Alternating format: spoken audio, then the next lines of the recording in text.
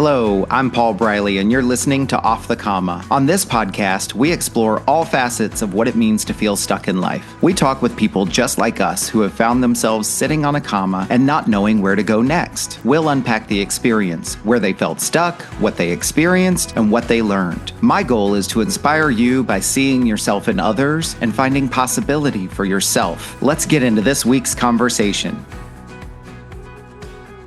We are back with another exciting episode of Off the Comma, the podcast. We took a little bit of a break, so we are now episode 111, and we are here today with Graham. I'm going to let him introduce himself here in just a couple of minutes, but very excited to be back, very excited to be able to be part of these conversations and to be, witness to these stories. And I have to say, Graham and I were just talking kind of before we started recording off camera, so to speak, that, I was sharing about how much I learn from every one of the guests and how much I walk away with something from every episode. And also that I'm kind of talking about it more and more and more in the other work that I do. And so I guess I'm going to share that before we go into Graham's story here, that don't ever underestimate the value of the interactions and the conversations that you have with other people, and not just the impact that they have on you in the moment or today, but the cumulative effect of all of these conversations and the things that you can carry from it. And so that sounds a little vague, a little cryptic, but I'm okay with that. Just never underestimate the value of any conversation you have with someone in the moment and what it can do for you in the long term. But with that, I will stop. Let's shift gears and talk to Graham today. Graham is somebody who I met recently through another colleague, and we had some conversations, some kind of networking conversations and so forth. And now we've kind of started to grow a burgeoning friendship, I believe, if I can take the liberty of saying that. And while I like to say that I don't do arm twisting, I kind of did a little arm twisting because I thought Graham would be a great guest for the show. So I'm going to stop talking. Now it's your turn, Graham, because today is your platform and your show. So, Graham, why don't you introduce yourself to the group, or to the audience, I should say. I've been teaching too many workshops recently. Introduce yourself to the audience. As you introduce yourself, why don't we start first with how would you like to be known as a person? And then after that, share with us what else would you like for folks to know about you? Sure, yeah. And I love that this is episode 111 because I played basketball growing up and 11 was a number every year. So that's divine intervention, something, we'll call it. Nice, nice. I've been paying attention to the numbers lately too. So Yeah. nice. So I think how I would usually regard myself or maybe kind of have myself reflected through others is extremely caring and passionate. I got that from my parents who were both very single-mindedly almost passionate about what they do. A lot of how I see the world and think is always seeing the little minutia of patterns and feeding it in to the bigger picture. So I often kind of regard myself as a systems thinker or a big picture thinker. It's kind of like my default way of kind of moving through the world and picking up information and making sense of the world around me. I'd like to think I'm fairly grounded, though there's a lot of work to do to be transparent. And I know I'm quite emotionally sensitive, and I'm use that word in a sense of I can pick up on a lot of the emotional nuances that are happening in a room, and I also feel a lot of things quite inordinately, and so that sometimes gets me into trouble, you could say, so to speak. I mostly try to wield it as a superpower. So I want to jump in for just a moment, if I may, and I'll do this from time to time. And it's yeah, funny, I laugh. It's like if it's okay, it's like, well, I don't think it matters. Gonna do it anyway. but I'm curious, and I don't want to take away from your story. So if this is something that you think is going to shape itself and what you're going to be telling us, then just say so. But okay, it's yeah, interesting because I share some of these traits, and this is not about me. What I'm curious about is, when you talk about the systems thinker, seeing patterns and details and minutia and so Mhm. forth, and then Mhm. you also talk about being sensitive to and noticing, dynamics and things around you. Both of Yeah, these require a high degree of observation, whether actively or passively. But I'm yeah. curious because this is coming up a lot. How else would you describe this because I sometimes have a hard time describing. It's a thing that kind of comes intuitively. Like it's not something that I feel like it's easy to just like plan Um, for. What is it? How else would you describe this? Your ability to notice things that other people don't notice? it's a good question. It's kind of a bit of both, probably just like most answers. I mean, the context and the nuances and kind of the gray zone, but um, for the emotional sensitivity as an example, on one end, you could kind of see it as like, if you just bought a new red car and you start noticing all the other red cars on the road, they all existed, Mm, could see them, but now I'm just paying attention to them because it's within I pulled it out of some conscious realm in my brain to a conscious mhm. place, right?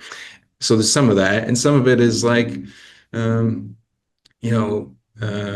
highly sensitive person is kind of becoming a class of neurodivergency, I think. And so that would indicate maybe more that it's something um, maybe not hereditary, but something more ingrained within you somewhere. I don't really know the real answer. I haven't looked at it, but that's Okay. probably how my brain would start kind of sorting it out, I suppose. Okay.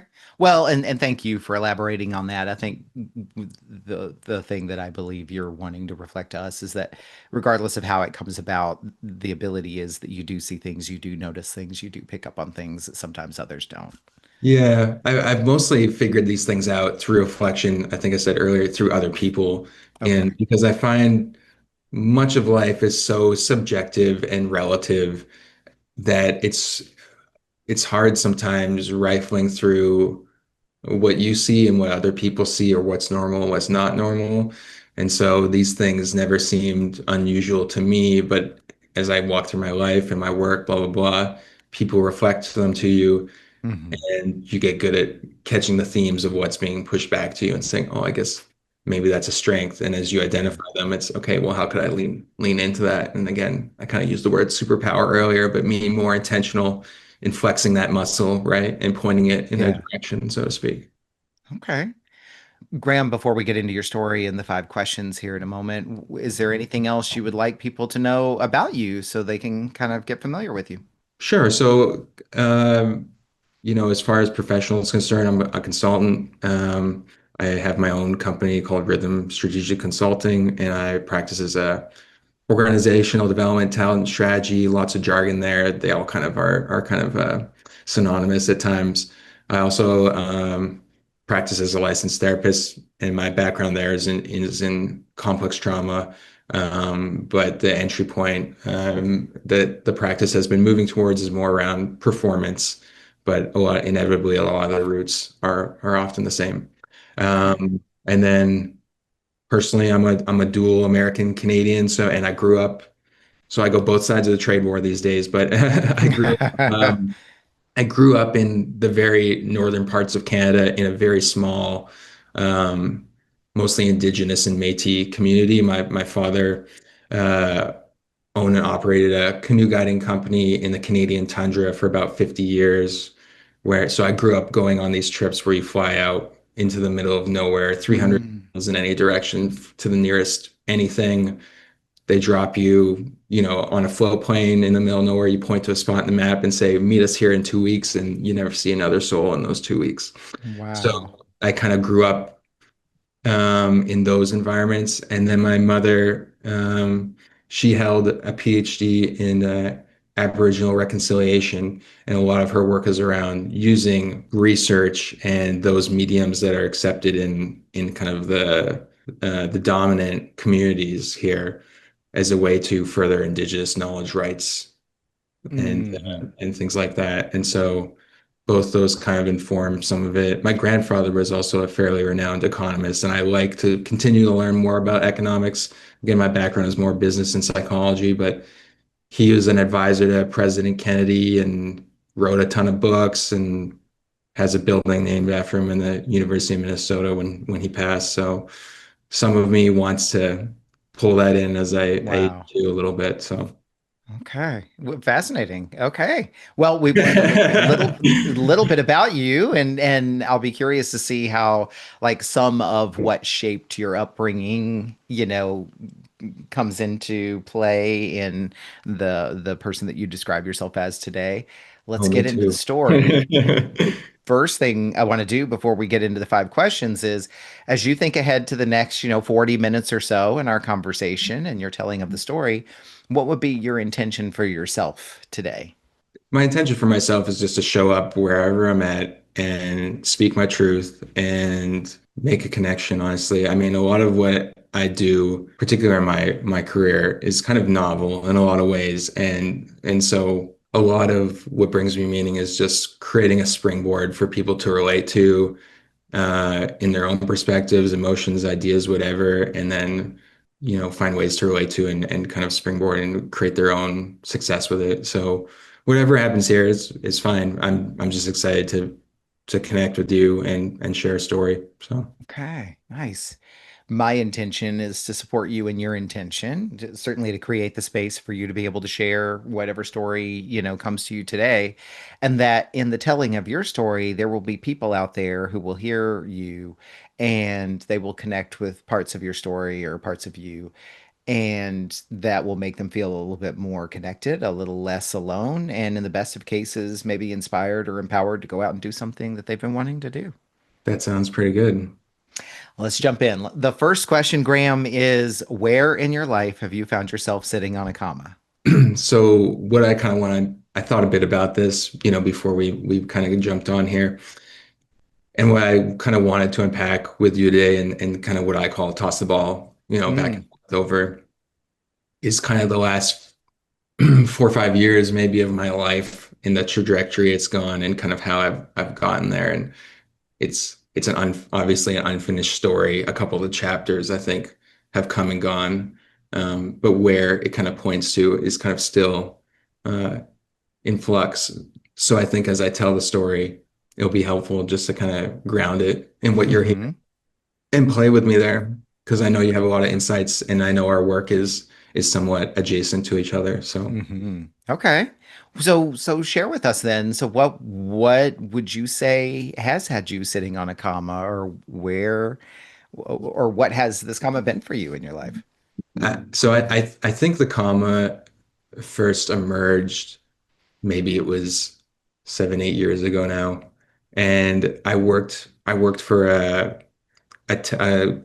growth tech company is saw business software for a better part of 8 years. And there was a point in the company where it started going through a lot of big transformation and change, market shifts, strategy, all these things. And the thing that kind of stuck out to me at the time, and maybe this is where the comma kind of began, is I was always pretty good at kind of adapting and running my own ship. And okay, we need a little less of A, B, and C and a little more of X, Y, and Z now that we're moving this way and that way. But I saw a lot of people, it's kind of like what I said earlier, you don't know until you get it Mm, reflected through people around you. And what was being reflected is not everyone has those skills or has that level of engagement or whatever, but people just started getting left behind. People started mhm, being confused about the roles, very disengaged, starting to turn over. Not everyone, but I would say most of the people. But some people seem to find their way, but most people would kind of feel left behind. Around the same time, I was promoted in the company to a VP of People and Business Operations, which to me just always meant a catch-all title for just he does a lot of different things here, basically. VP of do Um, what we tell you to do. yeah, a little bit. But I think my main responsibility at the time was kind of to set the tone and expectations for the team and help strategize and navigate our business trajectory and mobilize the people and resources we need to achieve that. And I'm always someone who sets really high standards, who has set really high standards for themselves. Again, I describe myself as a big picture thinker, so I'm always kind of funneling it up, so to speak, what's happening in the day to day and how that's translating to what's the big mountain we're trying to move here, so to speak. And so I think in seeing that and relating kind of emotionally to some of that, and then within this role, I kind of took it upon myself to help everyone relate to the same things I was and find their own success here. And so a lot of that I think looked like almost lightweight coaching or therapy at the time, though I didn't really know it to be. And then some of that looked like helping people find their own ways. So creating like systems, processes, just different pathways where people could continually develop their skills and interests in ways Mm-hmm. that were both aligned with what they were keen on and what they were, interested in, and what aligned with the company. But in doing that, people can earn a lot of trust, and you can open up a lot of pathways where people can self-serve in that. So again, it's not hinging on one person or one process to do it. You're kind of creating systems where people can help themselves and lean in, right? Mm-hmm. And so during that time, it went pretty well. We turned out, we navigated a lot of change, created new products, blah, blah, blah. But we turned out a lot of great performance metrics. People stayed way longer than they did relative to the industry average, which is not very long in software, it's any kind of growth company. Um, Became incredibly adaptive in their roles, built a lot of relational capital, I'll call it, a lot of engagement with their work and those around them. And so I think it went pretty well. And a few years later, the president of the company, who I had grown quite close with, offered for me to succeed him as president or start that succession at least. Mm-hmm. And so this was maybe the comma coming into formation to some degree. But in university, I sometimes say my best course was accounting, but there's no way I ever wanted to be an accountant. And Mm-hmm. it kind of comes down to kind of like just because you can do something doesn't mean you should do something. And there's Okay. some privilege in kind of like a comment like that. And in this case, I recognize and I have that privilege, but I ended up turning it down and essentially recommending someone else because I think at the time too, a lot of the meaning of why I showed up to work had changed for me. My Earlier that year, my father had passed. He got a Mm-hmm. terminal cancer diagnosis, and it's one of these things where they say you got a couple weeks to live. He made it like the better part of a year, which is pretty good, and we got time with him. And but we had just come out of that, and then um, unbeknownst to the people I worked with around me, my mother around this time was just diagnosed with terminal cancer as well, Oh, and ended man. up going through a very similar, not a good prognosis. Made it a little less than him. I think it was about three-quarters of a year kind of Mm-hmm. thing. Um, so I think I kind of will probably talk about it a bit as we go on, but the meaning I was deriving in work and where that was patterned from early was all about needing to support the people around me, my parents particularly, and my mother really particularly, Mm-hmm. and financially. So that was a burden that I took on when I was young and emotionally in a lot of senses too. And so um, when someone gets sick around you, some of the meaning changes, but also in seeing the coming absence of that, you kind of reflect on it's kind of like poking your head above water. You've been swimming Mm-hmm. this direction for a while, and you kind of say, do I still want to be swimming this direction? So Yeah. Let I me think it let was me, if something I like, may, let me kind of reflect back some of what you shared. And anytime I reflect, by all means, correct me where I'm off base, but I'm hearing you kind of describe this period of your life that had sort of some ups and definitely some significant drops, right? yeah, This period of what it sounded like growth and challenge when the company you worked for, there was the change, but it created opportunity for you. It created opportunity for the people you supported. I hear that you rose to that challenge, but something about what's coming up for me is something about kind of like as that started to reach its peak, yeah, right? yeah, And or I say peak, like maybe a plateau, and you've been approached for what's the next challenge, all of a sudden here's something else that's come at you yeah, and has significantly kind of like just impacted your whole environment. yeah, So there's this work dynamic, and then there's the dynamic of dealing with, this horribly tragic news about your father, and then immediately after your mother. yeah. What more would you say? I know there's lots that you can share and lots more to tell still, but what what would you say kind of what else was happening for you at that point in time, or how were you handling and dealing with this situation? Um, I think I think when my father got sick, there was some, I showed up in a lot of ways, but I don't think I carried a burden in the same way I did when my mother got sick. And not maybe not to go too far back, but when I was an early teenager, when I was a young child, my father was very much my hero. And when I became an early teenager, there was some things that happened that kind of broke that veil, so to speak. Mm, And we continued to have a very loving relationship, but it wasn't the same as that, and maybe it could have never always been that way anyway. mm, He's a very passionate person, had a very unusual uh, career or how he spent his time, how he lived his life. But flawed, just like a lot of us. He's just a person, who's trying their best. hmm And so I think when he passed,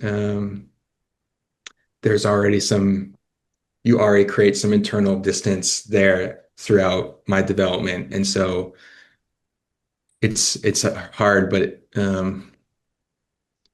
maybe you've already protected yourself a little bit, so to speak. mm, mm, When my mother got sick, or was diagnosed, that one hit a lot harder because in light of a lot of that arc with my father, my mother became kind of my hero, though I don't think I thought of it that way until after she passed. But um, people in my work talk a lot about emotional intelligence, and she had it.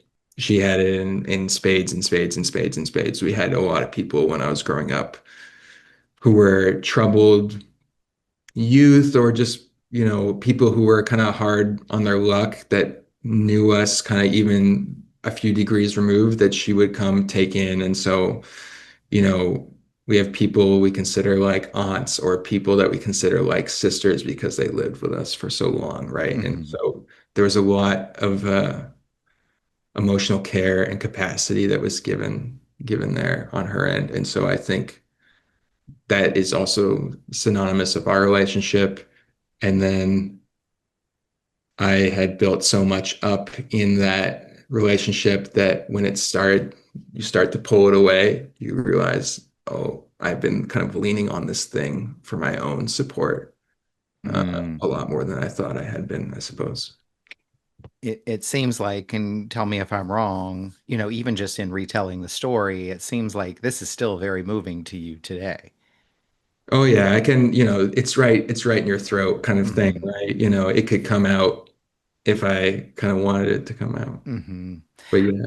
as you describe, this is difficult for anybody, and but if we focus on you and your experience, what I believe I'm seeing is it wasn't just a comma in that, holy shit, I'm losing one parent and then two, and all of the things that come with just facing the end of life of somebody that you care about. But I Mhm. believe I'm also sensing some internal conflict over the fact that you Yeah. kind of felt differently about Yeah, each of them going through their end of life experiences. for sure. And I continue to, but it kind of shook my tree in like a few different ways, kind of. And hmm I think that's kind of, I don't know.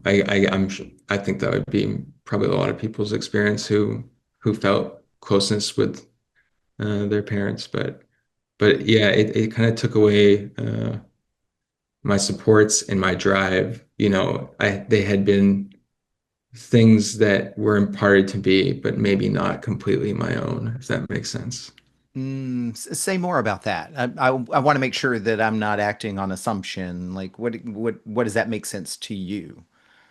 Um, well, one of the things I feel like that I kind of come away from with this is like the parts of me that are informing who I am and how I want to show up. And I feel like as we kind of move through the five questions, that kind of comes out a little bit Okay. as far as how I see it. But I have one more question, and if it's pressing too deep, then kick me back out. This is your story today. But you said you did agree that it seems like it wasn't just the fact of their dying, but it was this conflict, this internal conflict over feeling differently, about each of them. And you've described the relationship dynamics that explain that to a degree. What what was the conflict? I mean, what would you say was the center of that internal conflict there?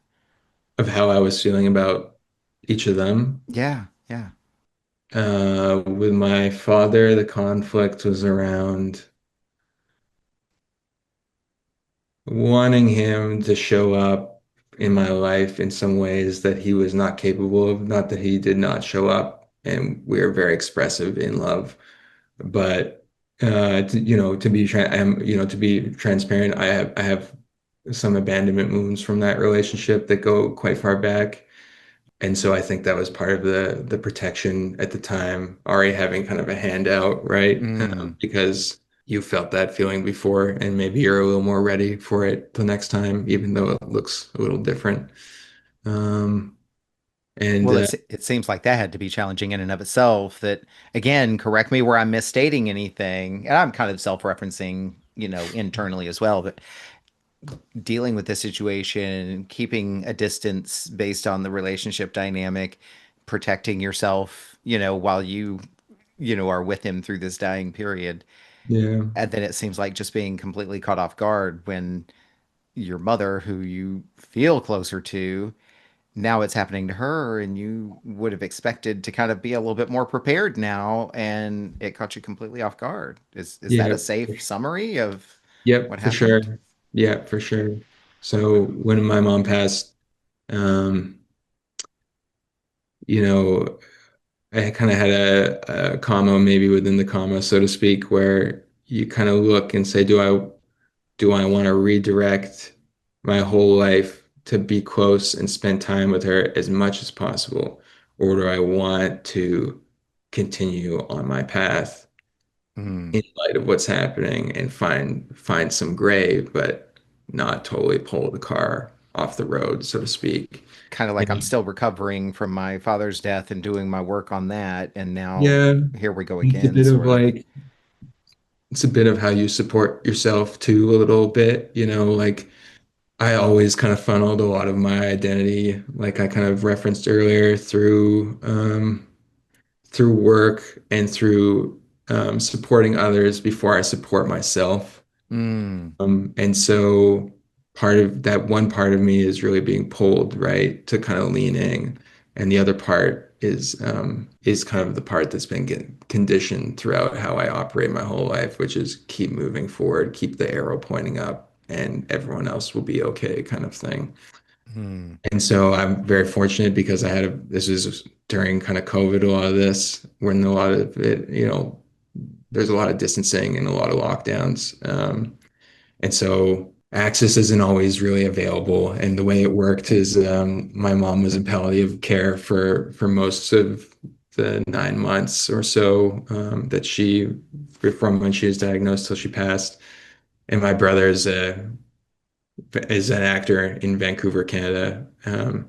And there was no acting work at that time. So Hmm. he was able to play the part of moving home and being that place. And I was able to play the part of communication with the doctors, getting all the finances in order, speaking to the rest of the family, kind of one's playing on the boots on the ground and one's playing, person kind of in the air trying to fly the ship almost a little bit. Sounds like you were able to kind of compartmentalize to a degree and focus on, like, let me handle the tactical, administrative kind of operations and logistics things. It's interesting. It seems like you kind of tapped into your work strengths in order to manage this personal situation at home, this tragic For sure, personal because situation at the home. yeah, for sure, because the strengths and the things I develop in work are ways I always thought that's how I support the people that are going to need Mm. me, because again, to be transparent, um, my neither of my parents made a lot of money. My dad had a successful business and he supported himself well. My mother pursued projects in her her PhD out of passion, not and never out of money. And so she made very little money, but made a lot of impact.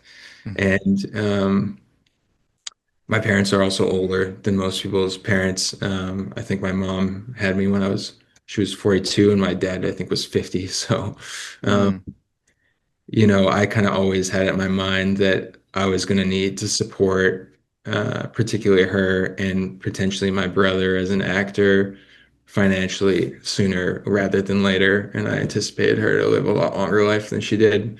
So a lot of how I conceived what my life should be built around is I'm the stable one. I'm the hmm, consistent one. I'm the one that can work within the system and pull the money back. hmm. So I think those are those things being enacted in kind of how we disseminated roles a little bit at Yeah. the time, right? Let me ask the second question, and it invites you to continue the story and kind of elaborate more. So by all means, continue or go back if you need to. But this Yeah. next question is really kind of wide open. You take us wherever you want to take us with this, and that is, as you look back at this comma that you were sitting on, what did it create for you? So it's a good question because kind of what ended up happening next is I decided to keep moving my life forward. Hmm. Essentially, I made a lot of trips back and forth to where my mother was living, but I also tried to keep moving. And so, if we come back to earlier in the story, I turned down this opportunity to run this company or succeed in running this company that I had worked at for basically my whole career. Hmm. Um, and so, and as the meaning of work had changed a little bit, and the roles I was fulfilling at the time of helping people navigate change, find meaning in their work, and adapt, that became something that was very fulfilling to me. And also, I found out I was pretty good at it. And I just wanted to move closer to it. And I didn't know any of the terms, or I didn't even know that was a job or anything. But what I had in my mind is instead of continuing this organization, I'll take a hard left turn. And ended up pursuing a graduate degree in psychotherapy and applied psychology. And the idea was not to become a therapist, though I am a licensed therapist part-time.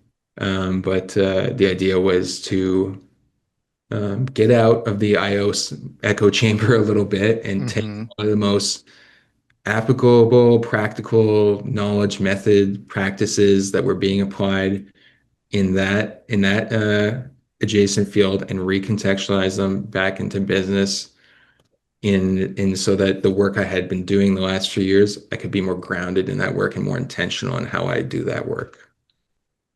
Okay.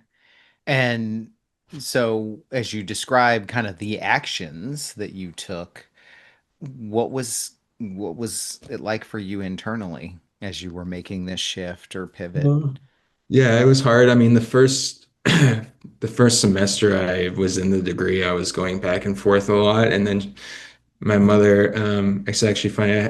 Well, not funny. That's a poor choice of words, but Mm, I had a professor at the time who was going through something similar, who I was grew quite close with, and she was also going back and forth, and she ended up leaving uh, halfway through the semester to go back to her home, which is Ireland. Uh, mm, and not that long after, I ended up having to pause the semester for myself and go back to where my mother was living because it was getting close. And so I spent the last little while with her there. And then the few months after she passed as well. And so mm, it kind of, I guess what I liked about school at the time is it wasn't like a role of the company where you kind of gotta have your eye on the bigger picture and kind of find your way. You can just they're teeing up work, and as long as you keep knocking it down, you'll keep moving the ball kind of forward, kind of thing. And so I was just lucky enough to be able to keep doing that, even kind of from a distance. But a lot of a degree like that is very self-reflective, which was mm. probably timely for what I was going through. And in kind of preparing for this today, I was reading some of my old papers and work and just to see what I was thinking and feeling around that time. And Hmm. yeah, a lot of it's around this kind of stuff. So It also seems to me like during, this time that you're describing that there was just a lot of shifting. I took a shift to go pursue my degree. Then yeah, shifts happen. It's during the pandemic. Then shift happens. My professor colleague and friend now leaves. Now shift happens. I'm moving back to spend more time with my mom before, yeah, she eventually leaves. It seems like just a lot of shifts and maybe more than a fair amount of uncertainty in all of that. yeah, for sure. Beyond the uncertainty that which is now the passing of your mother.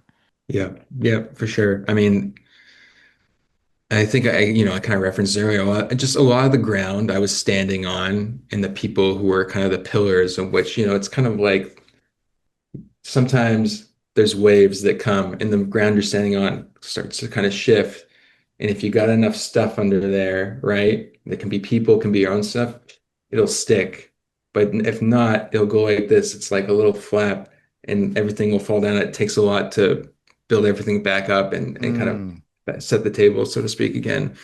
And so the things I was standing on started to just disappear, just pop out of there. And so then as mm. all this shifts happening, eventually my whole floor goes like it wasn't, it's pretty fragile basically all of a sudden. It's not so sturdy, right?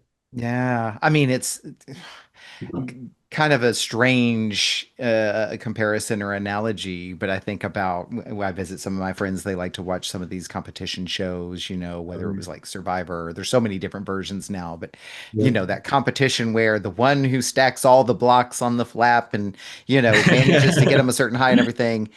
But that's kind of what you're describing. Like you're doing the best you can and you're being as careful as you possible can and you're making all the right moves and steps. And yet you just never know when and if. And then it just takes one flop for all the blocks are gone. And now Yeah. what? Give Yeah. up, start over, go again. Yeah. So much of what you've described sounds really challenging. And I want to acknowledge, everything that you had to have experienced and gone through in Yeah. this I period of appreciate your that. life. Yeah. I mean, I'm happy, I leaned on the things that I knew and I'm mostly happy I continued, with something like school because it's something to hold on to, basically, something to Hmm. give you some kind of routine. And even, in a program like that, it was kind of funny, like, the day I got a call from a doctor that said, okay, she's getting pretty close now, like you need to come back, sort of thing. I had a few clients that day and I just started practicing and therapy in this sense, right? And so part of me goes, how can I, my whole world's kind of going upside down and how can I now be present for someone else?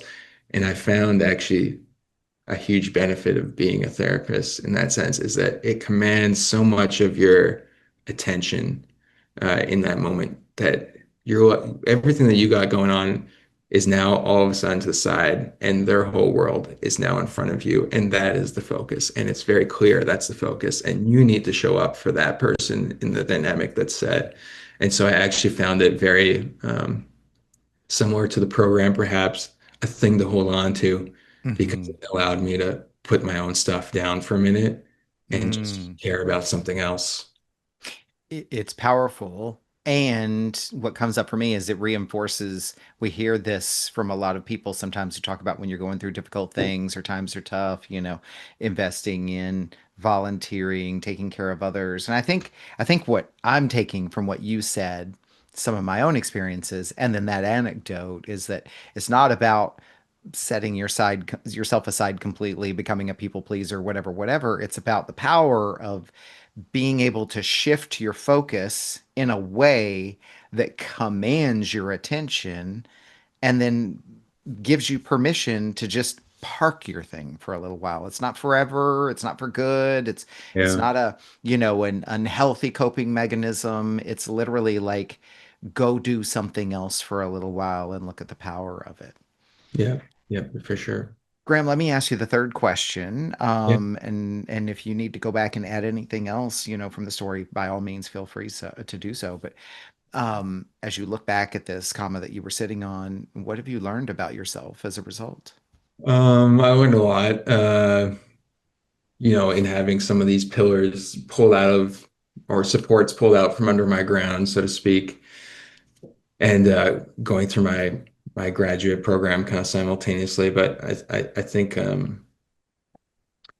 big part of what I learned is how enmeshed I'm going to say I was with a very strong kind of managing part of me, which is kind of um, has this perfectionistic ideals that I kind of talked about was my through line in trying to support others, but also conflict around who I am and who I've wanted to be that had and I had kind of used this part to throw myself into, constant self-development or career development as a way to essentially suppress a lot of grief and trauma, both in the moments of these times and predating these times. Hmm. Um, and so when my parents passed, the the meaning of those protectionary responses and the purpose, it just kind of dissipated, right? And that's why I say I felt like I was standing on very fragile ground all of a sudden, and I just fell right through. And um, as a younger man, like in my adolescence, let's say, I was always pretty adept at intellectualizing my experience, identifying patterns, tying it all kind of again to the big picture. That's kind of the mechanism I kind of use to understand the world and make sense of it and protect myself. Um, but I struggled. I didn't really know, how to safely process the associated emotions around that or repattern or reconceive any other world internally. And I didn't really even know what that was supposed to look like. I mean, no one teaches you that growing up. Mm. And even having a parent who's as emotionally intelligent and sensitive as my mother, I think what I ended up is leaning on her for her abilities in that and not looking under my own stuff as much as a Mm. result. And through my parents passing, I learned the depth of those emotions and kind of the harmful patterns I experienced, and a lot of them surprised me. And there was, a lot more under the surface than I had imagined. So So, in a way, I think what you're saying, well, I believe what you're saying is noticing my past kind of patterns, beliefs, worldviews, coping mechanisms, habits, and so forth, yeah, sort of like a major self-reflection. Retrospective was the word I was trying to find. It seems like it kind of yeah, puts you into an emotional retrospective. Is that a fair way to say that? yeah. I mean, I think like when I'm characterizing too, like using the program or these spaces, like providing therapy or whatever, it's kind of like it's a place to have relief and that's valuable. And it's a way to maybe even regulate at times you're grabbing things to put under here to keep it there.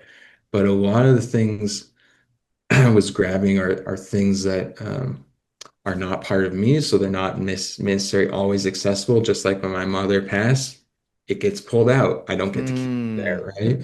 And then the things that I was putting there my own were things that were formed in a space of self-protection based on the entirety of my life and not a space of intention for what I needed as a person today and Hmm. what I needed to keep my ship kind of afloat, Hmm.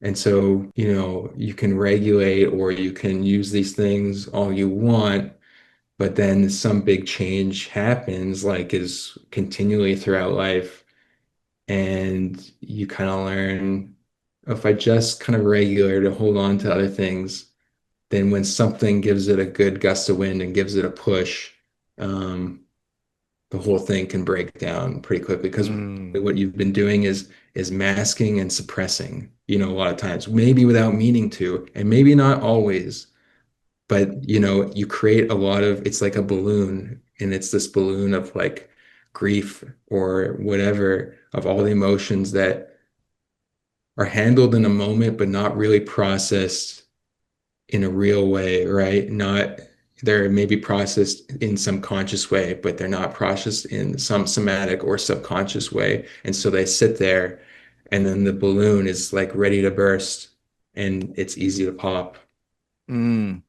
I think I'm also seeing something that I might have missed earlier, and you tell me if not, but when I use the word retrospective, you used other words, but when you went back into this kind of review and reflection, what you're talking Yeah. about is all of these things were the things that were under the flap, so to speak. Like that was the foundation, and you're saying you had to go back and look at them because when those things collapsed or went away and the flap dropped, you Yeah. had to go back and look at what is my foundation. I mean, you Yeah. went into great detail talking about it, but I believe that's kind of what you're saying here is For like I had sure. to go back and evaluate the foundation. Like what was I using to hold me up?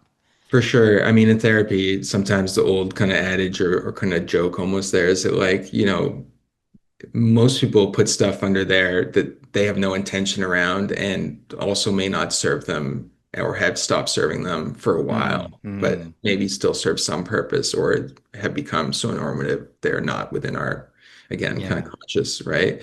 And it kind of takes, if you have like a midlife crisis or something, that's something that like is the first shock where people start to look under the hood or, use the analogy before where I was swimming in one direction and pop my head above water and say, does this still serve me? Do I still want to swim this yeah, way?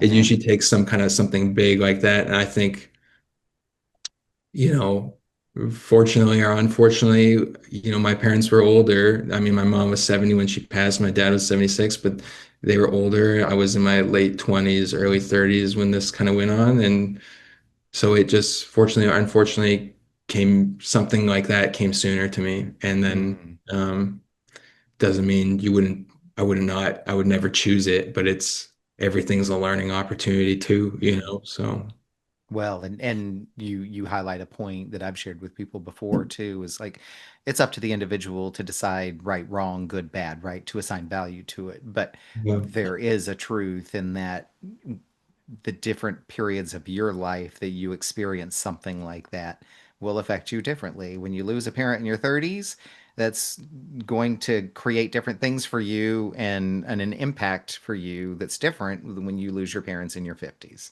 And yeah, so, yeah, this yeah, is true. yeah. Let me jump to the fourth question then. So, when you look back at this, what has changed for you, or what is changing for you as a result of sitting on that comma? Yeah, I think it's the latter way you phrased it, to be honest. Mm, But I think I have learned how to start processing some of that grief and the emotions that were kind of sitting there and just built up over time, but never really moved through. But kind of just put in a little box and continually pushed off to the side. But they kind of act like a weight on you, right? And they mhm, had been informing how I've been living my entire life, whether I was always aware of that or not. And so I learned to let at least a little bit air of that balloon that is mhm, always constantly about to burst and re-engage with my life a little more intentionally, start to put things under here that are my own, and indicative of what I need as a person today. And mhm, today I'm 35 years old, Graham, who's blah blah blah blah blah. But that constantly changes too. But just mhm. understanding how to let some out and start putting some things in there. So that we're not making any assumptions. I do this. It shows up at some point in every episode, right? Because I think a lot of times I and anybody else who's listening can hear these things, and through our own life's experiences, we can be like, yeah, yep, I know what he's talking about there, and me too, and I've done that. But let's peel back the layer. You said I Sure. learned how to start processing grief differently. So what was just give us one example of what was the most significant difference for you. What are you doing differently to process that grief now Yeah, I'm from glad you before? asked that question actually, because I don't think most people know. Before I was talking about like I had kind of hung on to things or I've learned to regulate, but kind of sometimes they end up more like a suppression or a masking of what's really kind of going on. And I don't think most people really learn ever how to process emotions or even what that is. And um, it's through my own, um, academic learning and then my own therapy kind of practice and learning there that came around. And a lot of what needs to happen is kind of on a somatic level. So letting your body react to the emotion it needs in the moment. So sometimes, for example, and I take this acronym from my partner who's a therapist and a trauma coach as well, but she calls it CPR. And it's the idea, it's a quick way to teach most people to process an emotion. And what you can do is C is the catch. So you're identifying an Hmm. emotion as it's coming, which is really hard, honestly, to catch something in real time that's been on automatic for forever and pull it into your conscious and say, oh, I got it right there. It's super Mm. hard. So even getting that far is hard. But you're catching it, okay, and you're identifying where it lives in your body. So usually it's tension built up somewhere or some drop somewhere, right? And Hmm. then, which she does a lot in her work, and I do with my clients now, and in my own life is you're trying to pull in, you're trying to imprint the processing of the emotion from the conscious to the subconscious, and the language of the subconscious is often through the body and through imagery. And so the P in the CPR is paint it. And so Hmm. now I'm focusing on the spot in my body, say it's tension in my shoulders, right? I've identified it. Now I'm painting it. So I'm saying, um, what would these sensations I'm feeling look like if they were seen in a movie? What would that scene be playing as? And Mm. like, you'll have people talk about like, oh, there's a fire and the house is burning down and I'm trapped or something like that. And you just ask them to play the scene until there's a natural stopping point. And there usually be a natural stopping point. This isn't a cognitive thing. You don't need to overthink this. It's just kind of what's intuitively coming up, right? And then the last part that's the imprinting and conditioning into the subconscious. And then the R um, is respond to it. So Mm. this is now that I've done that, can I sit with that tension wherever it is, and can I, whatever my authentic bodily urges in this moment, can I just kind of lean into that and let myself have it? And so you're kind of releasing to it, right, in some way. And Hmm. so usually what happens is some people will curl up, like a ball or spread wide out or do all sorts of things. And as that happens, usually that tension point or whatever you're identifying in your body, it'll start to move around your body a little bit. And all you need to do is just keep your mind, follow it, just follow it. And at some Mm. point, usually what happens after a couple minutes, people will kind of be like, am I done? They kind of are like, I'm bored now. And it's like, okay, perfect. That means you're done. When you're bored, you're done. And Okay. they feel better. And it doesn't mean the whole thing has drained out of their body, but the spike of the emotion has now been processed. You let yourself have it. You let itself move through you, Hmm. and it's okay. And then usually you're helping people reassure the parts of them that feel kind of caught off guard or wounded, and so Right. you're pulling back some cognition of how you even showing up or talking to yourself now in that moment Yeah. after. So an intentional, active, like action-based activity Yeah. to process and deal with emotions and feelings as they come up. And my assumption would be, and in the past, you were much more passive about it. Yeah, I think what most people do and what I was doing is something comes and you can regulate in a moment, which means you can kind of like play with it. The waves come and you can surf instead of letting the whole thing collapse. But a lot of like if I feel a spike of anxiety because someone at my work said something to me that hurt my feelings or something, usually what might happen is I sit with that and I feel it, and I, instead of letting it pass through because that feels even more uncomfortable, or I don't Mm. know that would be, even if some self-help book I read tells me I should do something like that. A lot of people will brace, right? And that's where the suppression is. They'll physically brace, and then they're operating depending on what that trigger is and what that spike is. It moves you into a survival kind of spot or it's kind of like that fight, fight, fawn, kind of that kind of thing, that Hmm. system state. And then depending on how it goes and depending on the person, you can live in those states for a lot longer than you think you can. In therapy, I've had clients who are essentially frozen, but we call it functional freeze because they're living in a Mm. nervous system state that is responding from a place of there's danger and I just need to I'm doing spending all my internal capacity and resources to just do less. I'm saying less, I do less. And when this shows up in different places, it just means it's really hard to engage with the people in front of us. It's hard to future plan. It's hard to do a lot of things that make Hmm. us, you know, um, fully functioning and authentic kind of beings, right? So, Yeah. Graham, unfortunately, all podcasts come to an end. So I want to ask you the fifth question, and you can be as brief or as detailed as you want to be here. You've shared a lot with us about the comma that you were sitting on, what you've learned, and what's changed for you. What does getting off the comma look like for you? um, well, another thing I feel like I learned in this is I learned how because I kind of characterize myself, I suppose, as emotionally sensitive at the start is um, I was always good at kind of reading the emotional tone of a room and quickly creating kind of intimacy with people through emotion, basically. And I think in going through some of this and some of my schooling and practice, I've become better at identifying some of the same in others. So not just making a quick connection, but maybe just being more intentional in when that intimacy is created, moving how I support others and moving through their own self-protective patterns that keep walls up, keep us frozen or bracing, like I said, keep us basically from fully leaning in, engaging with the world in front of us the way Mm, we want to. And so getting off the comma today, it kind of largely looks like what I'm doing now. I've kind of followed it back up to my own work and kind of professional life. And the way I look at that is, I've learned all these things and had these experiences, and you're a coach, right? So a lot of parts of me, say I could just take all these and I could be a coach, and I could take all these and be a therapist, and I do practice that way at times.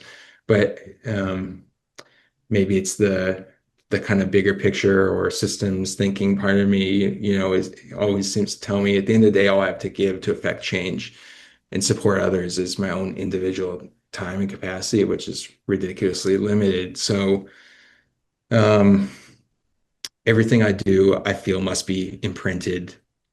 More so how almost I described at the start of the story arc with how I kind of was working to create kind of pathways and structures in my workplace. I think everything needs to be imprinted and done on a systems level because uh, that's when you can if you can even make like a minor 2 millimeter shift on some of these things that are already conditioning and patterning how we show up every day, it can have a reverberating and multiplying effect outside of my own influence.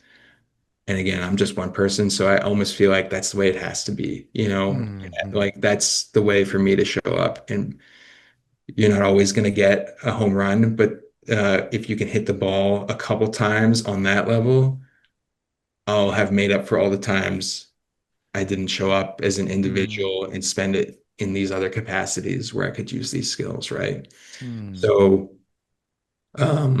the other week I just debuted my first speaking series, and it's called Emotional Intelligence as Infrastructure, but it essentially discusses a lot of the same kind of stuff, where EQ and corporate environments goes wrong. And, I talk about in that talk, again, primarily shifting the focus from a lot of EQ programs, which have this managing rhetoric of emotions to the mm, processing one I talked about. And then again, moving EQ from a very individual kind of trait or skill focused, level of if we give everyone this training, then collectively we'll build this, moving that development from that level to the structural level. So that's systems, policies, daily rhythms, anything that's already conditioning how people relate, collaborate, engage with each other. Because again, intentional or not, these systems are already teaching us how to trust, how to communicate, how to show up and engage with each other. And um, you know, because I come from psychotherapy and applied psychology, and not IO psychology. The funny part of it, kind of, I think sometimes is I never really have to make any of this stuff up when I'm imprinting. I mean, I studied this stuff because it's right in the name. It's not theories, it's the most applicable parts of contemporary psychological research and practice made useful in these adjacent fields where they have real measurable change in results. And so a lot of what I'm doing is simply borrowing from those fields Mm, and which are often contextualized in a one-to-one or one-to-group format and saying, what would that look like in an organizational framework? And that's where you get hmm creative and I'll lean on some of my other skills, but I'm never reinventing the wheel or going off a whim. It's just recontextualizing one world to another. And, um, over my career, I've done a lot of different types of work in tech and SaaS and AI and, startups and growth environments. And, I've consulted with some large enterprises now like Microsoft, but I do this all because I think I know a fundamental truth, or I believe in a fundamental truth that in this world, sometimes it's hard to kind of get through, but it's that people and profits are not at odds with one another. People, like hmm companies, are continually adaptive. They're fluid, changeable beings. And when they feel grounded and safe, um, people want to lean in, people want to learn, people want to give a fuck about what they're doing and who they're mm, doing it with.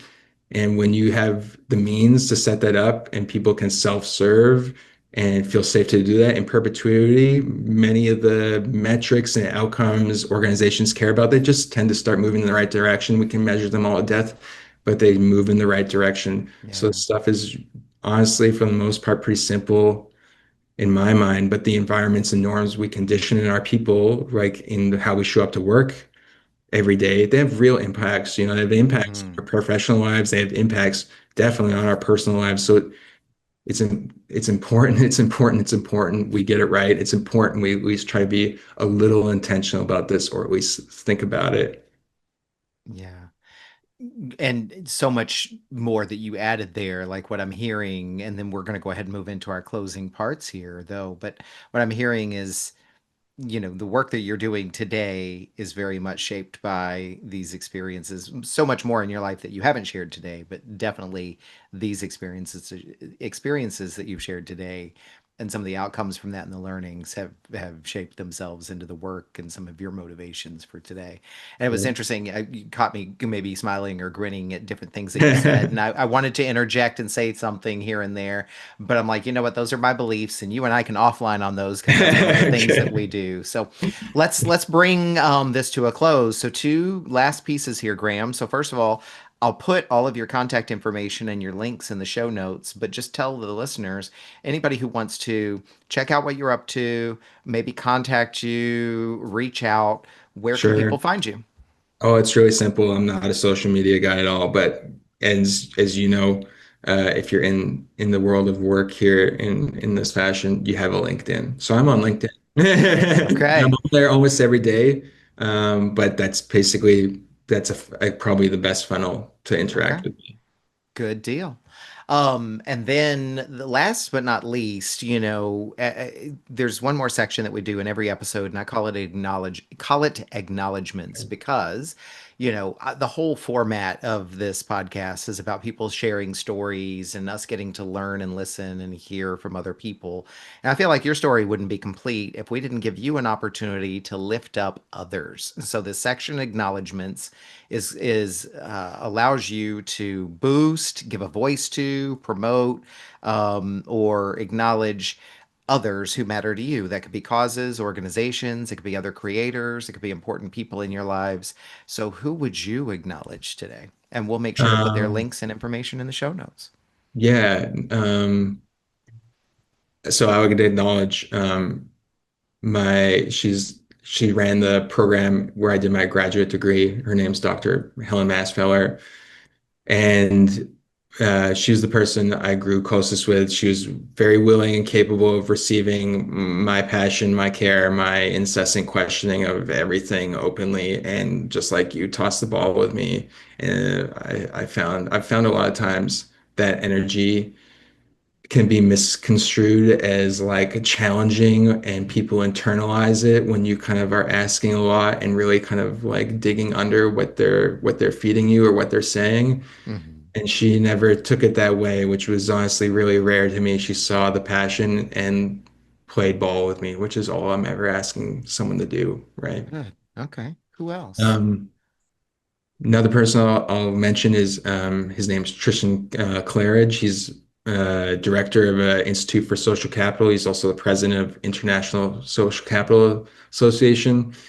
Extremely knowledgeable guy on the matter and the intersections with emotional intelligence, which is my work now. Mhm. And he recently gave me a platform to start sharing my ideas through the debut of the talk I mentioned earlier. And I consider him a close personal friend in our Nice. interactions now. So, and the last person maybe I would kind of point to honestly is my beautiful partner, and her name's I've referenced her earlier, but her name's Danielle Bird, and she's a complex trauma recovery therapist and coach. We actually met during our practicum in our graduate degrees, but um, she's been with me throughout a lot of this, and she through her own work and her just showing up and who she is, she keeps me incredibly grounded in the work I Mm, do and has been immensely supportive in helping me move through um, my grief and helping me repattern some of these old wounds.